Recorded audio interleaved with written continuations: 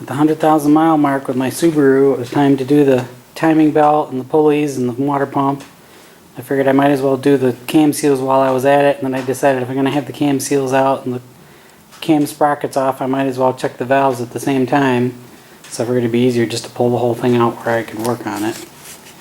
I was kind of looking for some more reassurance and hand holding because I'd never done the valves before.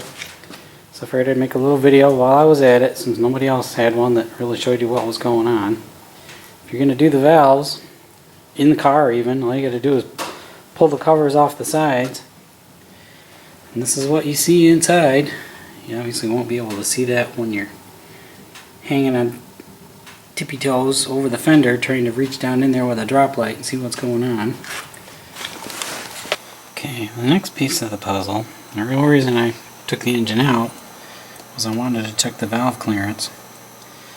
These motors are using the direct dual overhead cam with direct acting cams on the buckets.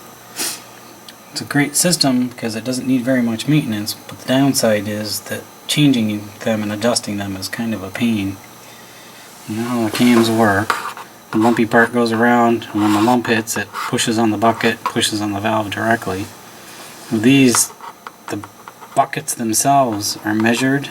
Some are thicker, some are thinner, and that's how you actually adjust the valve clearance. So I had to take it apart to find out what I really got. Valve clearance. They're supposed to be, looks like almost 8 plus or minus 8 tinies and almost 14 plus or minus. Just gotta stick the feeler gauge in there and figure out what they're supposed to be, because you have to measure it when it's all together, and then you have to measure the buckets, and then you have to add and subtract to figure out what size bucket you need to make your correction. So let's go start measuring and see what we got. In order to measure these things, what you want to do is turn the cam so that the lumpy part is away from those round buckets in the back. Stick your feeler gauge down in here in the gap. There should be a gap in behind in between those. Just got to figure out which ones fit. Use your measured feeler gauges, which ones fit, which ones don't. And then write each one down very carefully. Got to do the tops and the bottoms. If the cam is turned around so that it's pushing down on the valve, you need to rotate the motor around so you get to the low side of the cam. After you've measured everything, if you decide you do need to adjust and change the buckets, then the cams have to come out. So you have to take the back caps off. Those are singles. The front caps are attached to this whole casting here, so this whole piece will have to come off. In order to get that piece off, you got to have all the timing gear with the pulleys and the sprockets off anyway. So I figured this was a good time to do this. Okay, time to get this cam off. Loosen this cap. These caps are all marked with an arrow, either for up or for forward. That one's marked with a forward. And they have to go back exactly the way they came out, so don't mix them up. The cams are very brittle steel, very hard. Don't drop it, don't damage it. Set that down and don't let those fall out. Because you carefully measured all of those buckets. You don't want them to get mixed up. They slide right out. Oil in them. Keep them in order.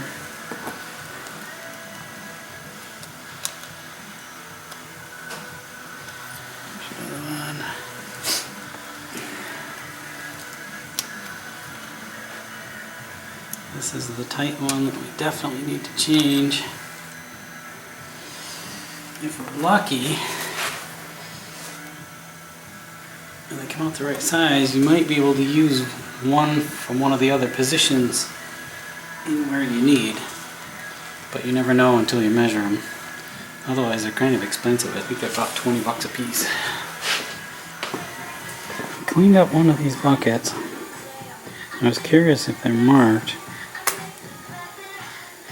Actually, they are marked inside with a number. And that number should correspond to what the size is when it was new.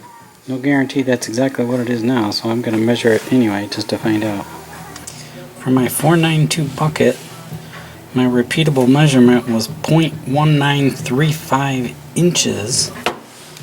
0.1935 inches is 4.9149 millimeters. And it should ought to be 0.1937 instead of 0.1935. So it's about a half a bucket size smaller than what it started out as. So I'll have to mark that down. Once you get all your measurements for the size of your valve gap and the size of your buckets, it's all just a matter of arithmetic. Write everything down, figure out what your existing gap is, what the size of your bucket is. Remember that if you want to go bigger, you need a smaller bucket, so it's just add and subtract arithmetic. Figure out what size bucket you need. You can either do the conversion into metric or leave it in English or convert it back and forth, but double check everything. Figure out exactly what size bucket you need and then order them up. Here's my new buckets. Only took the dealer a couple days to get these in. I measured up one of the new ones and they measure up pretty much spot on to what they're supposed to be. Let's go get them mixed in with the pile. At this point you want to make sure everything's clean. You don't want anything weird in here. Maybe a little bit of oil contamination or anything else strange. You don't want it in your motor. Dust, dirt, crumbs, anything weird off of here. And then, if you've got a little bit of assembly lube, by all means use it. If not, a little bit of clean motor oil might be your friend. Get those journals. You don't want it to have issues before it gets a chance to get the oil pressure built up. Make sure everything's moving. Don't want to go to all this trouble and then have issues.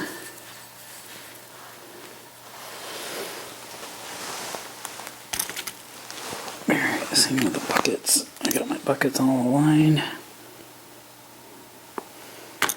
Go down here. That one.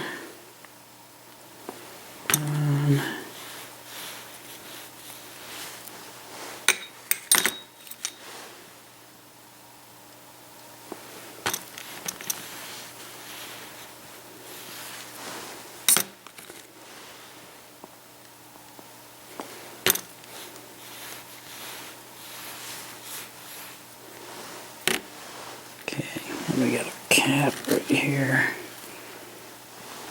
The arrow. Make sure that goes up. Looks clean. Okay, bucket 1, bucket 2. It's gonna go here. I got lucky. And a couple of the buckets I was actually able to reuse from another position. I got it stuck.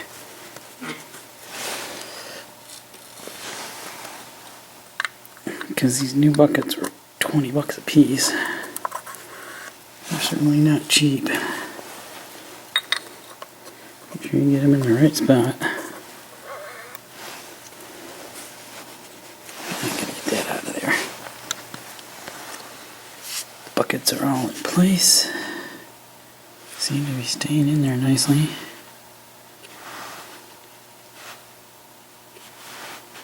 Oops, except for that one.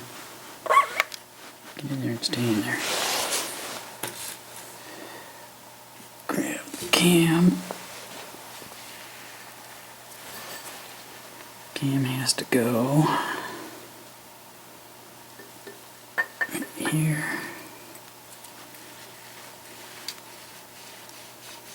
Sure it's happy. cap. Make sure the arrow is facing forward. Stick that in here.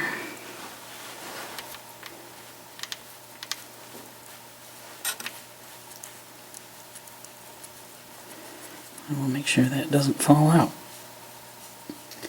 Then I gotta goop up that front section. Getting ready to put the cams and the buckets and everything back together. Instruction manual says run a bead of sealant around the outside edge of our front plate. Clump on the top is the oil control valve for the variable valve timing. So we gotta run it all the way around the outside edge and around the middle. Up there. And it says 10 Newton meters for the front bolts and 20 Newton meters for the caps. Okay, let's do it. Maybe a little bit anal, but I've got a little sharpening stone, just a flat stone I use just to run across the meeting surfaces of these things before I put them back together, just to catch any burrs or anything that might be sticking up along the edge, just anything that would make it not seat quite right. Don't need to get carried away, you're not trying to reshape it, you just want to catch any little edges. I opted to go with ultra black for the sealant on this piece. Normally I use the ultra gray, but supposedly the black is better for the constant oil contact. And it looked like there was black on there when it came off. You want to get enough on there that it'll seal when you squish it together, but you don't want a lot of squeeze out because you don't want the extra to start clumping up and breaking off in your engine. Watch for these little oil slots here. I'm not sure why they're there, but they might be important, so don't get them clogged up. Alright, let's see if we can get this piece on here. Line it up. Go up in here.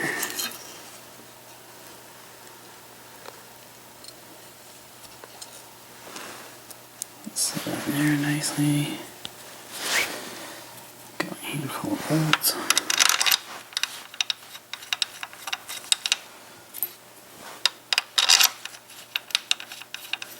Hang on to that so it doesn't fall off of there.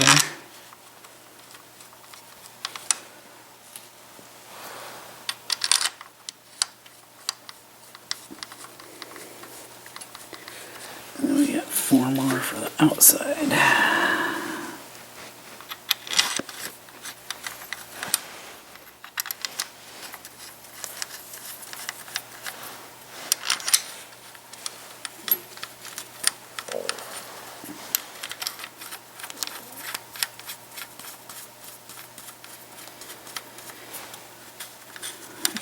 Wrench. Spinning these down by hand just so they're snug. Big casting like this, you want to do it gradually in steps so that you don't get the thing warped or twisted. Make sure the whole thing's sitting down even. Sometimes they'll get hung up on the little alignment pins or something. Go easy. Last thing you want to do is break an important piece like this that would be difficult to replace.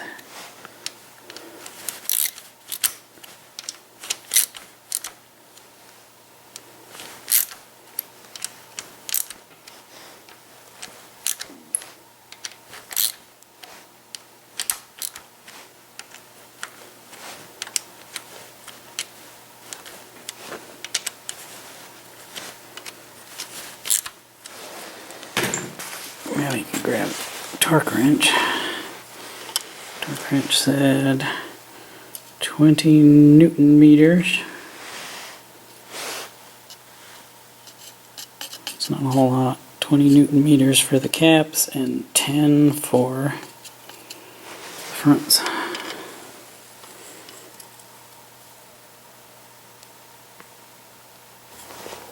There we go. Got all the bolts checked, double checked, torqued on properly. Make sure that your cams still turn easily by hand. We're all set to go. Do the other side and then we can get the lid back on. Now that we got these all in place, I want to verify that what I did actually worked. Proof is in the pudding. That's much better. I'm liking that. We'll go with it. Now that I'm happy with the valve clearance, it's time to put the valve covers back on. I was a little concerned about which way to rotate the cams, since the service manual has a peculiar description in it about which way you can and can't. So I went ahead and put the timing belt and everything back together so that I could watch what was going on and turn the motor over by hand a couple of times and make sure everything was lined up right. So now we can put these back on. That front casting we were playing with has some strange curves to it, up and over, down here. The service manual specifies certain places where we got to put the sealant so that it doesn't leak. Let's go take a look at that and get that done. I bought new valve cover gaskets. The old ones aren't bad, but they're a little stiff. The new ones are a lot softer, so I think we're going to be better off with those. I went ahead and got my sealant on there. Bottom corners down here in the nook, I think, are what the real problem. They don't want to leak. Got it on the back, on the side. Now we just need to put the cover back on. It should be the end of this project. This side is nice and open. The other side is tucked underneath the timing cover a little bit, but it's still doable. So we'll get this all buttoned up. Hopefully get the motor back in business tomorrow. One other little detail, if you're doing both sides at the same time, I took all the bolts off and threw them in a pile. When I put it back, I had one that was a little bit longer than the other ones, and I couldn't figure out why. And then I realized there's this bracket here that's held on by one of those bolts. So they made that one a little bit longer just to take up the slack. If you try and put it in one of the other holes, it won't snug down right.